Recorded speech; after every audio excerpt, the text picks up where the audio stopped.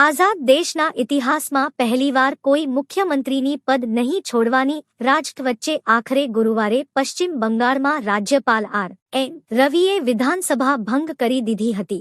આમ હવેથી મમતા બેનર્જી મુખ્યમંત્રી નથી. મળતી માહિતી મુજબ બંગાળની ચૂંટણીમાં કારમી હાર છતાં પણ રાજીનામું આપવાના ઇનકાર બાદ રાજ્યપાલે વિધાનસભાનો કાર્યકાળ ખતમ થઈ જતા બંગાળનું આખું મંત્રીમંડળ બરખાસ્ત કરી દીધું હતું.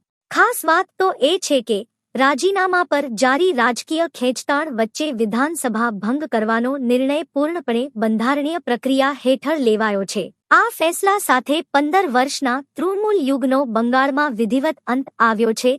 લોકભવનમાંથી ગુરુવારની સાંજે વિધાનસભા ભંગ અંગે સત્તાવાર જાહેરનામું જારી કરી દેવાયા બાદ હવેથી મમતા કે તેમના કોઈ પણ મંત્રી પાસે કોઈ જ સત્તા નહીં રહે. હવે જ્યાં સુધી નવી સરકાર નહીં રચાય ત્યાં સુધી રાજ્યનો વહીવટ રાજભવનની દેખરેખ હેઠળ રહેશે. એટલે કે 9મી મે સુધી બંગાળનું કામકાજ રાજભવનની દેખરેખમાં થશે. આ રાષ્ટ્રપતિ શાસન નથી, પરંતુ એક વચગાળાની વ્યવસ્થા છે.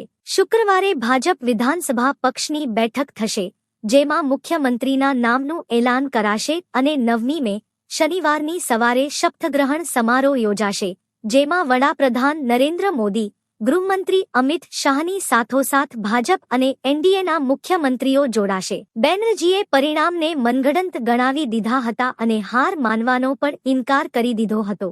જો કે હવે મમતા બેનર્જીની સરકારને બંધારણની જોગવાઈઓ હેઠળ ભંગ કરી દેવામાં આવી છે.